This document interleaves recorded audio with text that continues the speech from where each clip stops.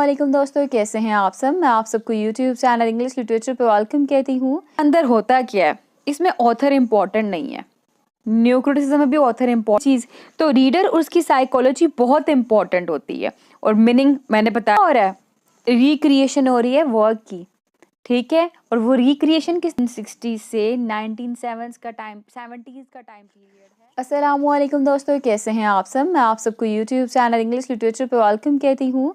आज के वीडियो में हम जो टॉपिक कवर करने जा रहे हैं that is reader response theory. Previously हम लोगों ने फॉर्मलिज्म को, न्यू क्रिटिसिज्म को, स्ट्रक्चरलिज्म को कवर किया, प्रैक्टिकल क्रिटिसिज्म को कवर किया। आज हम लोग रीडर रिस्पॉन्स थ्योरी की बात करने वाले हैं। तो ये रीडर रिस्पॉन्स थ्योरी और थ्योरी है क्या, जैसा कि अगर हम इसके टाइटल को ही गौर से देखें, टाइटल पे ही फोकस करें तो क्या कहा गया टाइटल के अंदर, रीडर रिस्पॉन्स, यानी रीडर का क्या रिस्पॉन्स है और रिस्पॉन्स किसकी तरफ होगा। जाहिर सी बात है, हम लिटरेरी थ्योरी पढ़ रहे हैं, तो लिटरेरी थ्योरी के अंदर हम लोग थ्रू एंड थ्रू अब तक टेक्स्ट की बात कर रहे हैं, तो यहाँ पे भी बात टेक्स्ट की ही की जाएगी कि एक रीडर जब टेक्स्ट को पढ़ता है तो वो टेक्स्ट को कैसे पढ़ता है, वो टेक्स्ट को इवैल्यूएट कैसे करता है, वो टेक्स्ट को किस पर्सपेक्टिव में इंटरप्रेट करता है। क्लियर। तो ये होती रीडर रिस्पॉन्स थ्योरी। अगर मैं सिंपल वर्ड्स में बताऊं तो इसके अंदर होता क्या है, इसमें ऑथर इम्पॉर्टेंट नहीं है। न्यू क्रिटिसिज्म में भी ऑथर इम्पॉर्टेंट नहीं था, फॉर्मलिज्म के अंदर भी नहीं था, टेक्स्ट इम्पॉर्टेंट थी। बिल्कुल ऐसे इसके अंदर भी टेक्स्ट बहुत इम्पॉर्टेंट है, ऑथर इम्पॉर्टेंट नहीं है, टेक्स्ट बहुत इम्पॉर्टेंट है। लेकिन टेक्स्ट के साथ साथ रीडर भी बहुत इम्पॉर्टेंट है, साइकोलॉजी ऑफ रीडर भी बहुत इम्पॉर्टेंट है। न्यू क्रिटिसिज्म के अंदर रीडर के इम्पोर्टेंस की बात नहीं की गई थी, उन्होंने कहा था सिर्फ और सिर्फ टेक्स्ट है, टेक्स्ट खुद अपना मीनिंग कैरी करती है, ठीक है। कोई भी रीडर टेक्स्ट को पढ़ के इन डेप्थ एनालिसिस करके टेक्स्ट से ही मीनिंग को इवैल्यूएट कर सकता है, ये था न्यू क्रिटिसिज्म के अंदर। लेकिन यहाँ पे रीडर मैटर करता है और टेक्स्ट मैटर करती है। कहते हैं जी टेक्स्ट है, रीडर है, रीडर ने टेक्स्ट को पढ़ना है। अब रीडर कैसे टेक्स्ट को इवैल्यूएट कर रहा है, रीडर टेक्स्ट से कैसे मीनिंग्स निकाल रहा है, कैसे टेक्स्ट को एनालिसिस कर रहा है, दैट इज इम्पोर्टेंट, ठीक है। ये रीडर का रिस्पॉन्स है, क्योंकि अगर एक ऑथर ने टेक्स्ट प्रोड्यूस कर दी और कोई उसको पढ़े ही ना तो क्या होता है, टेक्स्ट डीवैल्यूड हो जाती है, टेक्स्ट की कोई वैल्यू ही नहीं होती। तो टेक्स्ट की वैल्यू रीडर ही बनाता है, टेक्स्ट को अलाइव रीडर ही रखता है। फॉर एग्जाम्पल, एक ऑथर है, उसने टेक्स्ट प्रोड्यूस कर दी, ऑथर मर गया, लेकिन स्टिल हम उसकी टेक्स्ट पढ़ रहे हैं, सच एज पैराडाइज लोस्ट। क्यों पढ़ रहे हैं, रीडर की वजह से, क्योंकि रीडर ने उस टेक्स्ट को पढ़ा। रीडर मैं भी हूँ, रीडर आप भी हैं, रीडर डिफरेंट क्रिटिक्स भी हैं, हर कोई रीडर है, and we all are critic, हम सब क्रिटिक्स हैं, ठीक है। अब हमने टेक्स्ट को पढ़ा, हमने टेक्स्ट को एनालिसिस किया, हमने टेक्स्ट को इवैल्यूएट किया, और टेक्स्ट को इवैल्यूएट करने के बाद हम में से ही कोई लोग उठे, उन्होंने इसके ऊपर क्रिटिसिज्म लिख दिया। अभी तक लिखा जा रहा है कि इसके अंदर ग्रैंड स्टाइल है मिल्टन का, इसके अंदर सैटन है, सैटन जो वो पावरफुल दिखाया गया हुआ है, इसके अंदर एडम एंड ईव की बात की गई है, वो ऐसे ऐसे मतलब सो ऑन डिफरेंट वे में उसको डिफरेंट तरह से एनालिसिस किया करता है, कोई इसके ऊपर नेगेटिव क्रिटिसिज्म करता है, और वो चलता आ रहा है एंड स्टिल अभी तक हो रहा है, ठीक है। तो ये क्या हुआ, ये चीज़ कि जब रीडर उसको पढ़ रहा है, पढ़ के उसको इवैल्यूएट कर रहा है, उसको इवैल्यूएट करके उसके ऊपर क्रिटिसिज्म कर रहा है, करके उसके ऊपर different kind of reviews publish करवा रहा है, वर्क्स पब्लिश करवा रहा है, तो इट मीन्स इन चीज़ों ने उस टेक्स्ट को अलाइव रखा हुआ है, ठीक है। और यहाँ पे चीज़ क्या आई, रीडर, ठीक है, कि रीडर है तो टेक्स्ट है, रीडर नहीं है तो टेक्स्ट नहीं है। ऑथर ने वर्क प्रोड्यूस कर दिया, रीडर ने उस वर्क को पढ़ के इवैल्यूएट किया। क्लियर हो गया आपको ये चीज़। तो रीडर और उसकी साइकोलॉजी बहुत इंपॉर्टेंट होती है, और मीनिंग मैंने बताया वेरी करते हैं पर्सन टू पर्सन। जैसा कि पैराडाइज लोस्ट की एग्जांपल ले लें कि कोई लोग उसको पॉजिटिव वे में एनालिसिस करते हैं, इंटरप्रिटेशन देते हैं, कोई लोग उसके बारे में नेगेटिव क्रिटिसिज्म देते हैं। एडवर्ड सैड की ओरिएंटलिज्म ले लें, कोई लोग उसको नेगेटिव वे में डिपिक्ट करते हैं, कोई लोग कहते हैं कि पॉजिटिव वर्क है, ठीक है। हर एक वर्क के पॉजिटिव एस्पेक्ट्स भी होते हैं, नेगेटिव एस्पेक्ट्स भी होते हैं। हर एक वर्क में पता चलता है कि अगर यहाँ पे ये कैरेक्टर ये कर लेता तो फिर ये ऐसा होता, इस करेक्टर को ये नहीं करना चाहिए था। ये सारे क्या है? ये सारे हमारे माइंड की साइकोलॉजी तो है, ये सारे हमारे ही माइंड की गेम है। अगर मैं कहती हूँ कुछ कुछ होता है के अंदर शाहरुख खान की एक्टिंग अच्छी थी, तो ये मेरा ओपिनियन है, मेरा पर्सनल ओपिनियन है। आप कहते हैं कुछ कुछ होता है के अंदर शाहरुख खान की एक्टिंग नहीं थी। लेट्स सपोज कुछ कुछ होता है एक मूवी नहीं, एक टेक्स्ट है, ठीक है, आप कहते हो अच्छी नहीं है, ये आपका ओपिनियन है। तो आपने जिस तरीके से मूवी को देखा या टेक्स्ट को पढ़ा, आपने उस तरीके से उसको इवैल्यूएट कर दिया। मैंने जिस तरीके से पढ़ा, मुझे जो चीज़ें नजर आई, मैंने उस तरीके से उसको इवैल्यूएट कर दिया, ठीक है। तो क्या हुआ, आपने टेक्स्ट को पढ़ के अलग मीनिंग क्रिएट की है, मैंने टेक्स्ट को पढ़ के अलग मीनिंग क्रिएट की है। तो इसीलिए रीडर रिस्पॉन्स थ्योरी के अंदर भी जब इंसान टेक्स्ट को पढ़ रहा होता है तो उसके जो टेक्स्ट को पढ़ के जो मीनिंग्स होते हैं वो वेरी करते हैं पर्सन टू पर्सन। हर पर्सन अपने माइंड के अकॉर्डिंग ही टेक्स्ट का एनालिसिस करता है। फॉर एग्जाम्पल मैं आपको कह देती हूँ कि मेरे पास एक टेक्स्ट है, टेक्स्ट के अंदर एप्पल का एक लोगो बना हुआ है। उस लोगो के अंदर यानी कि एक सेब जो है उसके अंदर जो खाई हुई बाइट है वो क्या इंडिकेट कर रही है, ठीक है। ये मैंने एक आपको क्वेश्चन दे दिया। अब आप बीइंग अ रीडर उस क्वेश्चन को देख रहे हो और उसको एनालिसिस कर रहे हो, उसी क्वेश्चन को वैल्यूएट कर रहे हो कि अच्छा ये एप्पल है, उस एप्पल का आधा खाया हुआ जो बाइट है, जो एप्पल आप देखते ना एप्पल के फ़ोन बने हुए होते हैं, ठीक है। मुझे तो शक्ल भी नहीं बनानी आ रही, ये एप्पल के इस तरह से बनी होती है ना शक्ल, बहरहाल गुजारा कर ले। तो यहाँ पे जो ये बाइट सी होती है, ये चीज़ क्या इंडिकेट कर रही है। अब डिफरेंट रीडर इसके डिफरेंट इंटरप्रिटेशंस देते हैं। कुछ कहते हैं लाइफ एंड डेथ को सिम्बलाइज कर रही है, जैसे कि वो कहते हैं कि ये जो खाई हुई बाइट है ना ये लाइफ है, और ये जो अंदर का हिस्सा ये डेथ है, यानी कि लाइफ जो है वो परमानेंट नहीं है, डेथ परमानेंट है। कुछ कहेंगे नहीं ये सिंपली एक सेब है जिसकी बाइट ली हुई है किसी ने, ठीक है। मतलब हर कोई अपनी अपनी इंटरप्रिटेशन देगा, और जिसने जो इंटरप्रिटेशन दी है, जिसने जो मीनिंग एक्सट्रैक्ट किए हैं टेक्स्ट के अंदर से, दे ऑल आर एक्यूरेट। कोई भी गलत नहीं है, क्योंकि सबने अपनी साइकोलॉजी के अकॉर्डिंग, अपने माइंड के अकॉर्डिंग मीनिंग की इंटरप्रिटेशंस दी है। और इस तरह क्या हो रहा है, रिक्रिएशन हो रही है वर्क की, ठीक है। और वो रिक्रिएशन किस तरह से हो रही है, हमारी इंटरप्रिटेशंस के थ्रू। क्लियर। तो क्या बात मैंने आपको बताई कि इसके अंदर ऑथर इम्पॉर्टेंट नहीं है, ऑथर का काम है हम लोगों को टेक्स्ट देना।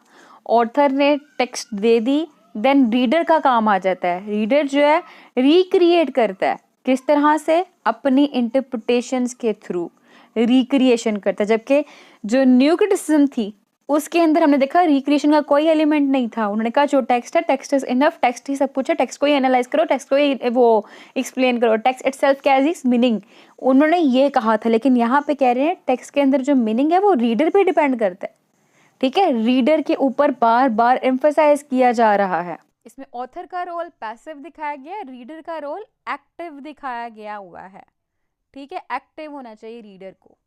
तो आपको यहाँ पे रीडर रिस्पॉन्स थ्योरी क्या है वो कॉन्सेप्ट तो क्लियर हो चुका होगा, ठीक है। अब ये थ्योरी शुरू कब हुई थी, लेट 1960 से 1970s का टाइम पीरियड है। यूएस में और जर्मनी में ये थ्योरी बहुत ज़्यादा पॉपुलर हुई थी। हमारे पास लुइस रोजेनब्लैट नेम की एक लेडी है, एक क्रिटिक हैं, उनकी बुक थी लिटरेचर एज एक्सप्लोरेशन। उन्होंने ये बुक बहुत पहले लिखी थी, तो वो बुक बहुत पहले राउंड अबाउट 1938 इस ड्यूरेशन में लिखी गई थी। और उस वर्क के अंदर जो रोजेनब्लैट थी उन्होंने क्या कहा था, उन्होंने कहा था कि लिटरेरी वर्क को अंडरस्टैंड करने के लिए जो फंडामेंटल चीज़ है, जो बेसिक चीज़ है, जो इम्पोर्टेंट चीज़ है, वो ये है कि रीडर कैसे रिस्पॉन्स करता है टेक्स्ट को। यानी रीडर का रिस्पॉन्स बहुत ज़्यादा इम्पोर्टेंस रखता है। ये आइडिया प्रेजेंट किया था रोजेनब्लैट ने अपने वर्क के अंदर 1938 में। लेकिन उस टाइम पे इन आइडियाज़ को इतना अप्रूवल या इतना अप्रिशिएट नहीं किया गया था। लेकिन later on let 1960s and 1970s का टाइम पीरियड था, हमारे पास एक ग्रुप सामने आया, क्रिटिक्स का ग्रुप, जिनका फोकस किसके ऊपर था? Reader's response to the text. ठीक है, रीडर का टेक्स्ट की तरफ क्या रिस्पॉन्स होता है। ठीक है, तो इस ग्रुप का ये काम था।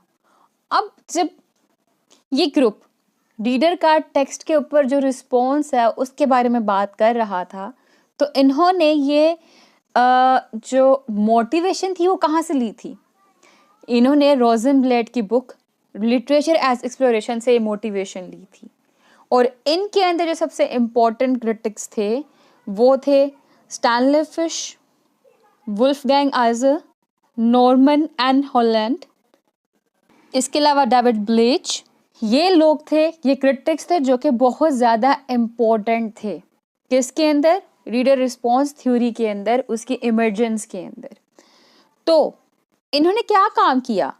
दे started asking questions about how a reader's response to a literary text actually creates the literary text. इन्होंने कहा क्या कहा कि जो रीडर है वो कैसे लिटरेरी टेक्स्ट को रिस्पॉन्स करता है, वही चीज़ लिटरेरी टेक्स्ट को क्रिएट करती है। Means to say that reader का रिस्पॉन्स जो है वो बहुत इम्पोर्टेंस रखता है। टेक्स्ट क्या है, उसकी इम्पोर्टेंस क्या है, उसकी वैल्यू क्या है, ये रीडर ही बनाता है और रीडर ही बताता है। तो ये रूट यानी कि इमर्जेंस का कॉज बना था, यहाँ से इमर्जेंस हुई थी रीडर रिस्पॉन्स थ्योरी की। तो ये तो हो गया, इमर्जेंस भी हमने देख लिया, रीडर रिस्पॉन्स थ्योरी क्या हमें क्लियर हो गया। अब हम बात करते हैं इसके इम्पोर्टेंट टर्म्स की। इम्पोर्टेंट टर्म्स में हमारे पास पहले आती है रीडर, कि रीडर कौन होता है। रीडर रिस्पॉन्स थ्योरी के अंदर रीडर उस पर्सन को कहते हैं जो एक लिटरेरी वर्क को इंटरप्रेट करता है। और according to reader response theorist, the reader is responsible for making not just finding meaning in literary works.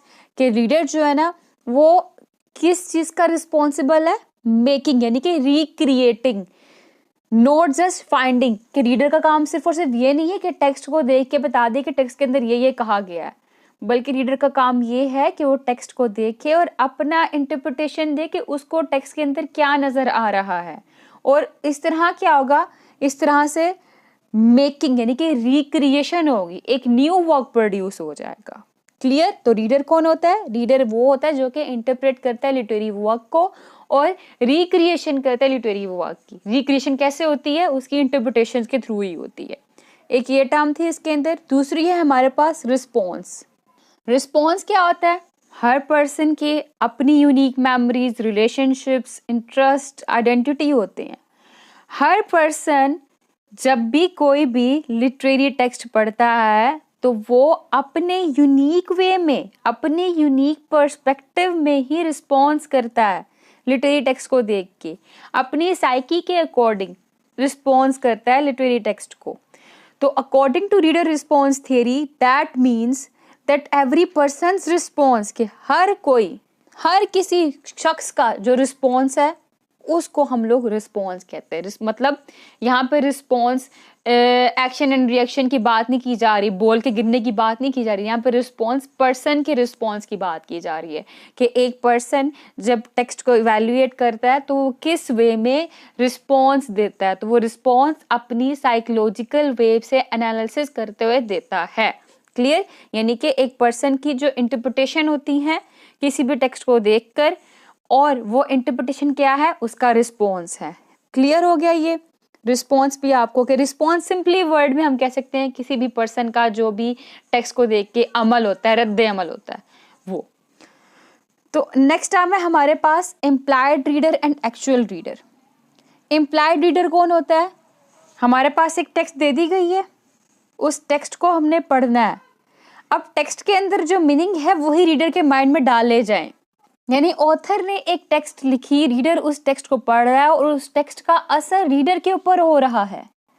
That is implied reader. यानी कि टेक्स्ट के अंदर जो इमोशन क्रिएट किया गया वो इमोशन रीडर के अंदर हो गया। टेक्स्ट के अंदर एक टेक्स्ट है जो कि लिखी गई है यंग अडल्ट के लिए, और वो टेक्स्ट कौन सी है? यंग अडल्ट बुक है। तो उसका क्या इम्पैक्ट होगा एक रीडर के ऊपर?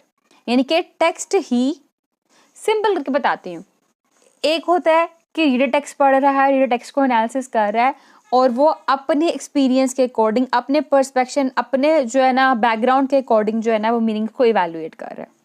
लेकिन दूसरा क्या है, दूसरा रीडर जो है वो टेक्स्ट पढ़ा है लेकिन जो राइटर चाह रहा है उसके ऊपर वो इम्पैक्ट हो रहा है, जो राइटर चाह रहा है, जो टेक्स्ट चाह रही है उसके ऊपर वो वाला इम्पैक्ट हो रहा है, जो टेक्स्ट मीनिंग क्रिएट करना चाह रही है उसके ऊपर वो मीनिंग्स आ रहे हैं। जैसे स्क्रीन पर देखिए, implied reader who is established by the text itself, जिसको टेक्स्ट खुद एस्टैब्लिश करती है, as one who is expected to respond in specific ways to the response inviting structures of the text।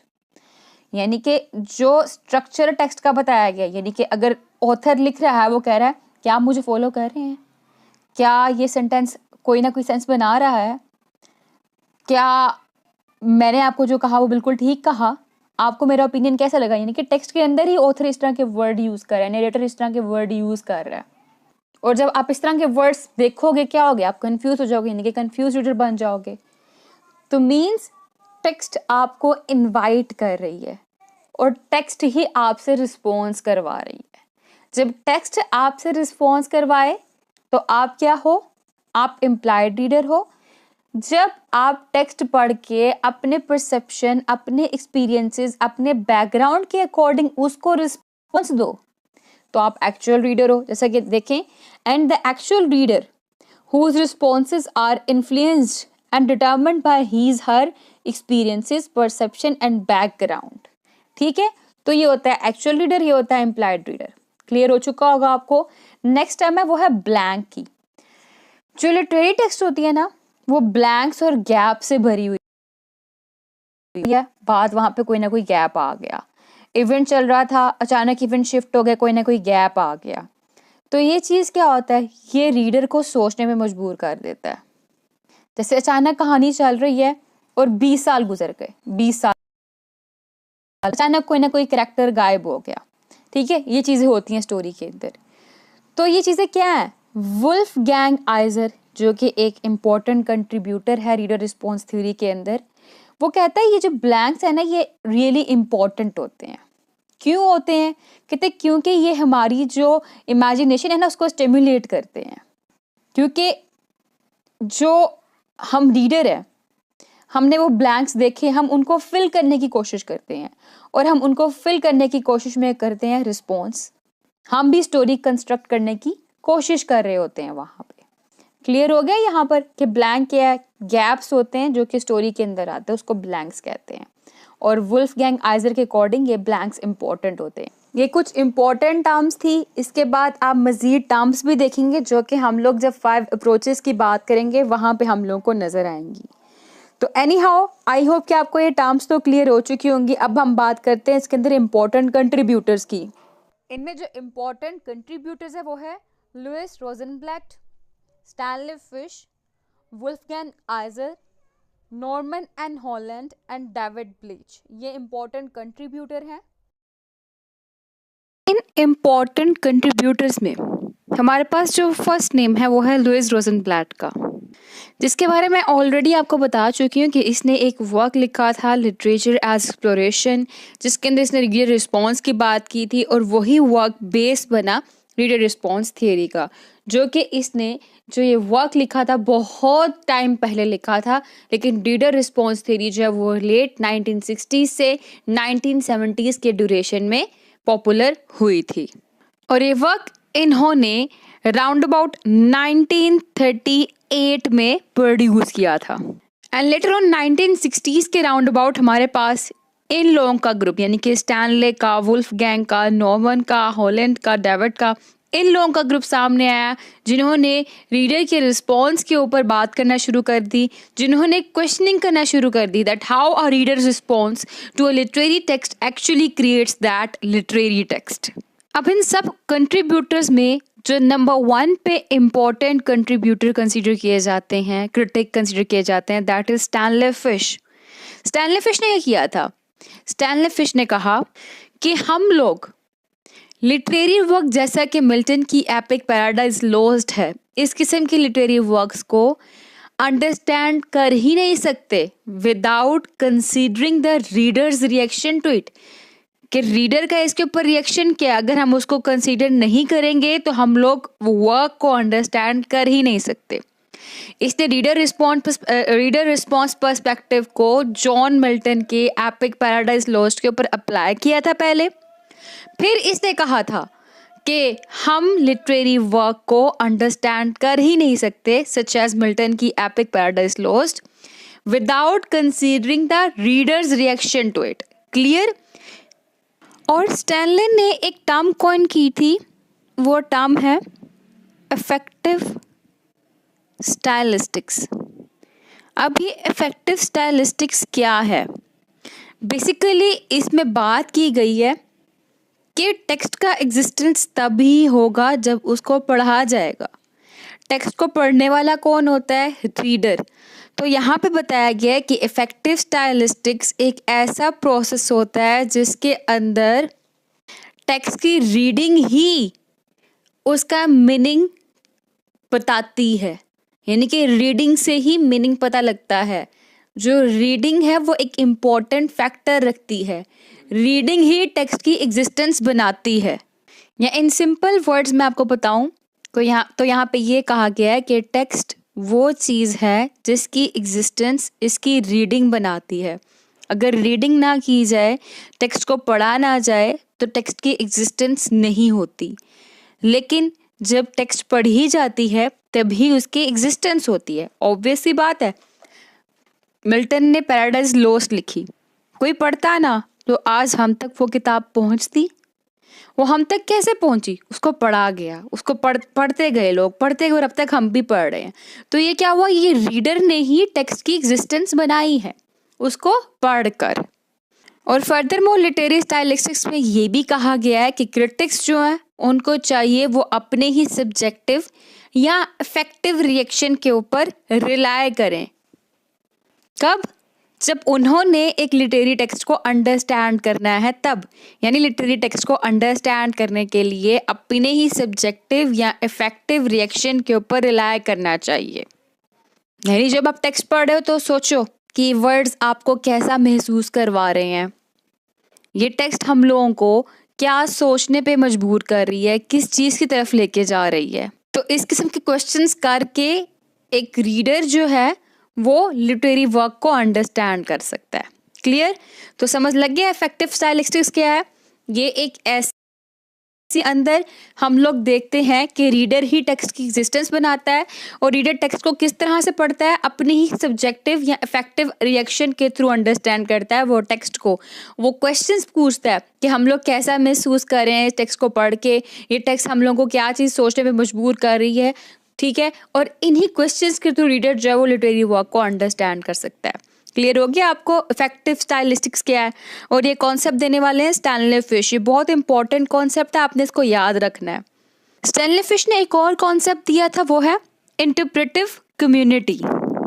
Interpretive community किसे कहते हैं? एक ऐसी community जहाँ पे लोग जो हैं, जो रीडर हैं, वो सेम लैंग्वेज शेयर करते हैं, उनका रीडिंग का सेम कन्वेंशंस होते हैं, सेम कल्चरल कॉन्टेक्स्ट होता है। क्लियर? और यहाँ पे ये कहा गया कि किसी भी इंडिविजुअल की जो इंटरप्रिटेशन है किसी भी टेक्स्ट को लेकर, वो इंटरप्रिटेटिव कम्युनिटी ऑफ माइंड्स के थ्रू क्रिएट की जाती है।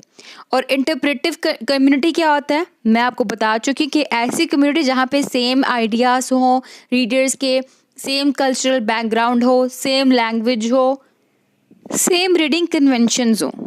यानी एक टेक्स्ट को पढ़ना है, इंटरप्रेटिव कम्युनिटी क्योंकि सेम है, एक ही ग्रुप से बिलोंग कर रहे हैं, सेम रीडिंग कन्वेंशन है, सेम लैंग्वेज है, सेम कल्चरल कॉन्टेक्स्ट है। अब वो जब टेक्स्ट को पढ़ेंगे तो किस तरह से पढ़ेंगे? उनको टेक्स्ट को पढ़ते हुए उनके कल्चर का जो इफ़ेक्ट है वो ज़रूर होगा।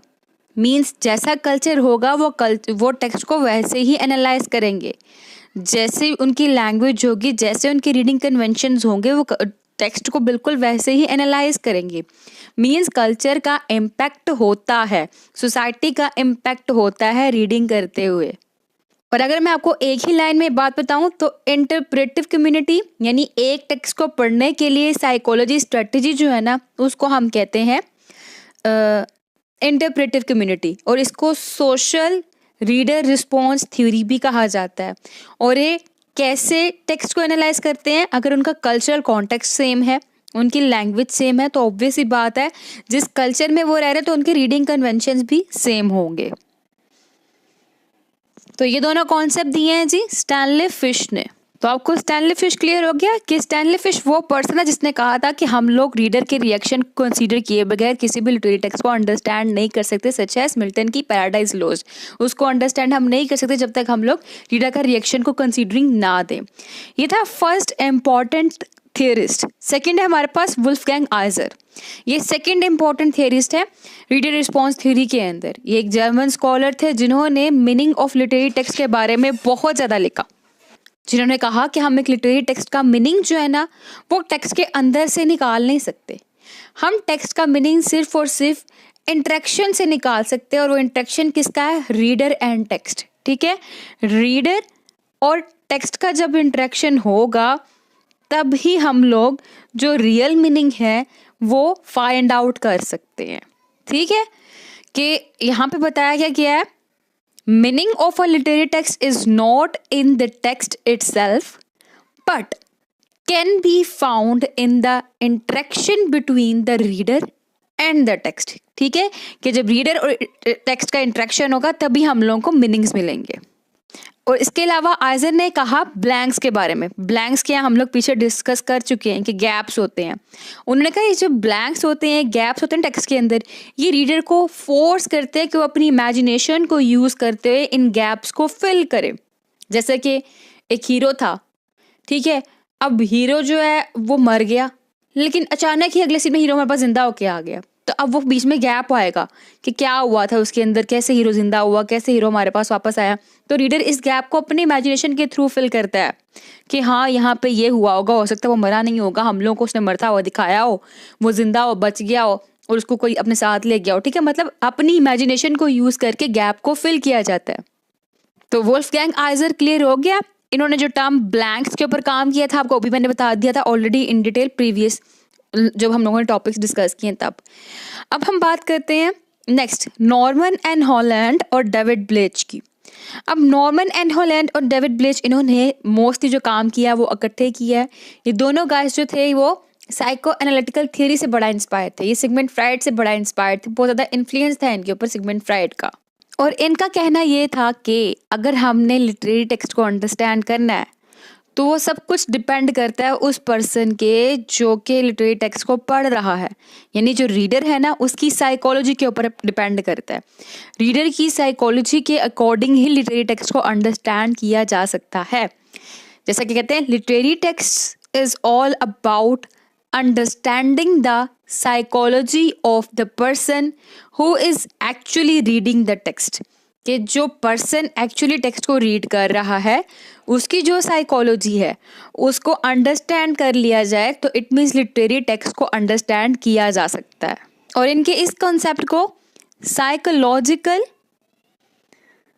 RRT means reader response theory भी कहा जाता है। क्लियर, नॉर्मन एंड हॉलैंड और डेविड ब्लेच के कॉन्सेप्ट को। और डेविड ब्लेच ने एक और कॉन्सेप्ट दिया है वो है सब्जेक्टिव RRT का। सब्जेक्टिव RRT क्या है, मतलब RRT मैंने बता दिया आपको रीडर रिस्पॉन्स थियरी, वो भी लिंक्ड है साइकोलॉजिकल के साथ ही, जिसमें कहा गया कि माइंड से भी रिस्पॉन्स लिया जाता है और जो रीडर है दूसरे से भी रिस्पॉन्स लिया जाता है। फिर इन दोनों को कंपेयर किया जाता है और फिर देखा जाता है इनके अंदर कंटिन्यूटी है कि नहीं, कंटिन्यूटी ऑफ मीनिंग, यानी पहले एक इंडिविजुअल के माइंड का रिस्पॉन्स, फिर दूसरे इंडिविजुअल के माइंड का रिस्पॉन्स, और फर्स्ट इंडिविजुअल की इंटरप्रिटेशन, क्योंकि इंटरप्रिटेशन माइंड से ही हो रही है, सेकंड इंडिविजुअल की interpretation regarding to a literary text, कि इन दोनों का टेक्स्ट को पढ़ते हुए क्या रिस्पॉन्स है। फिर उन दोनों के रिस्पॉन्स को कंपेयर किया जाता है और कंपेयर करके बताया जाता है इसके अंदर कंटिन्यूटी ऑफ मीनिंग है या नहीं। क्लियर, ये सब्जेक्टिव अप्रोच यानी कि सब्जेक्टिव रीडर रिस्पॉन्स थ्योरी देने वाले थे डेविड ब्लेच। इनके वर्क्स क्या हैं वो मैं आपको बाद में बताती हूँ। आई थिंक कि आपको अभी ये जो क्रिटिक्स हैं, ये थ्योरिस्ट हैं, ये क्लियर हो चुके होंगे कि इनका क्या मेजर कॉन्सेप्ट था और इन्होंने क्या काम किया रीडर रिस्पॉन्स थ्योरी के अंदर। अब हमारे पास है 5 अप्रोचेस। बहुत इंपॉर्टेंट क्वेश्चन है, आता है कि हम लोगों को कि 5 approaches of reader response theory क्या है। ये लिस्ट टायसन ने दी थी, डिवाइड कर दिया था इसने 5 अप्रोचेस के अंदर रीडर रिस्पॉन्स थ्योरी को। वो अप्रोचेस यही हैं। इफेक्टिव स्टाइलिस्टिक्स हम इसको डिस्कस कर चुके हैं, जिसको स्टैनले फिश ने दिया था कि टेक्स्ट की एग्जिस्टेंस तब भी होती है जब उसको पढ़ी जाती है, कि रीडर ही टेक्स्ट की एग्जिस्टेंस को बनाता है। सोशल आरआरटी यानी कि social response theory, reader response theory, ये भी हम पढ़ चुके हैं, जिसको स्टैनले फिश ने दिया था। हमने देखा था कि एक इंटरप्रेटिव कम्युनिटी होती है, उसके अंदर टेक्स्ट को पढ़ने के लिए साइकोलॉजी स्ट्रेटजी क्या होती है। कल्चर भी आपका मैटर करता है। उसके अंदर जो रीडर्स होते हैं वो ना सिर्फ सेम लैंग्वेज शेयर करते हैं बल्कि सेम रीडिंग कन्वेंशंस भी रखते हैं। साइकोलॉजिकल आरआरटी जो कि नॉर्मन हॉलैंड ने बता दिया था कॉन्सेप्ट, और psychological RRT means reader response theory. इसके बारे में भी हम बात कर चुके हैं कि हमने अगर लिटरेरी टेक्स्ट को अंडरस्टैंड करना है तो लिटरेरी टेक्स्ट को अंडरस्टैंड करने के लिए हम लोगों को जो पर्सन है उसकी रीडिंग कर रहा है उसकी साइकोलॉजी को अंडरस्टैंड करना होगा, क्योंकि psychology of the person who is actually reading the text उसकी अंडरस्टैंडिंग हो जाए तो इट मीन्स हम लिटरेरी टेक्स्ट को अंडरस्टैंड कर सकते हैं। मीन्स कैसे हम एक टेक्स्ट को पढ़ते हैं, हम कैसे टेक्स्ट के मीनिंग जो है वो इवैल्यूएट करते हैं, और वो सारा मीनिंग इवैल्यूएशन कहाँ पे डिपेंड करता है, हमारी साइकोलॉजी के ऊपर। ठीक है, ये फॉल करता है साइकोलॉजिकल आरआरटी के अंदर। इसका कॉन्सेप्ट देने वाले नॉर्मन हॉलैंड है। देन है हमारे पास ट्रांजैक्शनल आरआरटी। इसके अंदर ट्रांजैक्शन की जाती है between inferred meaning and individual interpretation. Inferred meaning मतलब ऐसे मीनिंग जो कि रियलिटी बेस्ड हो, और इंडिविजुअल इंटरप्रिटेशन यानी कि जो हमारी इंटरप्रिटेशन होती है वो। ठीक है, तो ट्रांजैक्शन होती है इसके अंदर रियलिटी बेस्ड मीनिंग की और इंडिविजुअल इंटरप्रिटेशन की। ठीक है, रियलिटी बेस्ड मीनिंग, उसके दरम्यान में ट्रांजैक्शन होगी किसके साथ, इंटरप्रिटेशन बेस्ड मीनिंग के साथ। ये पॉइंट रखना है, transaction between inferred meaning and individual interpretation. ठीक है, ये कॉन्सेप्ट देने वाली रोजनब्लैट थी और उनको स्पॉट किया वुल्फगैंग आइजर ने भी इस पॉइंट के अंदर। यानी इसमें यह बताया गया है कि एक लिटरेरी टेक्स्ट जो है ना वो फिक्स्ड और फाइनल मीनिंग कैरी नहीं करती, यहाँ पे कोई भी डेफिनेट करेक्टनेस नहीं होती। लेकिन जो लिटरेरी टेक्स्ट होती है वो 2 वे ट्रांजैक्शनल रिलेशनशिप होते हैं between reader and the text. यानी रीडर और टेक्स्ट के इंटरेक्शन से ही हम लोगों को जो मीनिंग है वो सामने आते हैं, मीनिंग मिलते हैं। तो यही वही कॉन्सेप्ट जो हम लोगों ने वुल्फगैंग आइजर के अंदर सेपरेटली पढ़ा था। ठीक है, तो ये ट्रांजैक्शनल आरआरटी है, और इस कॉन्सेप्ट को इंट्रोड्यूस करवाने वाले लुइस रोजनब्लैट और साथ उनको सपोर्ट करने वाले वुल्फगैंग आइजर थे। क्लियर हो गया आपको ये वाला पॉइंट कि यहाँ पे इंटरेक्शन दिखाया गया है between reader and the text. फिर सब्जेक्टिव आरआरटी जिसको डेविड ब्लेच ने दिया था, मैं आपको ये बता चुकी थी कि इसके अंदर भी इंडिविजुअल से रिस्पॉन्स लिया जाता है और दूसरे इंडिविजुअल का रिस्पॉन्स लेके, यानी कि 2 इंडिविजुअल का रिस्पॉन्स होता है, उनको आपस में कंपेयर किया जाता है और बताया जाता है कि इसके अंदर कंटिन्यूटी है या नहीं, कंटिन्यूटी ऑफ मीनिंग है या नहीं। ठीक है, ये भी मैं आपके साथ डिस्कस कर चुकी हुई हूँ। तो ये 5 अप्रोचेज हैं, these all are very important. और एक क्वेश्चन भी आता है कि discuss 5 approaches of reader response theory. अब मैं आपको बता दूं कुछ इंपॉर्टेंट वर्क्स इन्हीं इंपॉर्टेंट कंट्रीब्यूटर्स के, इंपॉर्टेंट थ्योरिस्ट के। वो हैं 1900 से 1933 के अंदर the psychoanalyst and theorist Sigmund Freud lectures and published extensively.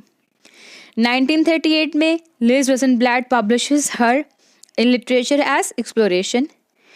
फिर 1940s से 1960s में हमारे पास न्यू क्रिटिसिज्म की थ्योरी आई थी। फिर उसके बाद 1967 में Stanley Fish publishes surprised by sin the reader in Paradise Lost. ठीक है, उसके बाद है 1970 के अंदर Stanley Fish publishes literature in the reader affective stylistics. ठीक है, फिर है 1972 के अंदर Wolfgang Iser publishes the implied reader patterns of communication in prose fiction from Bunyan to Beckett.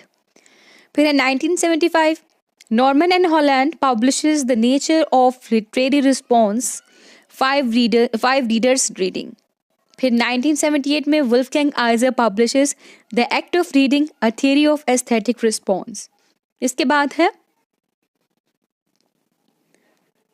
1978 में David Bleich publishes subjective criticism, और फिर 1980 के अंदर Stanley Fish publishes is there a text in this class the authority of interpretive communities.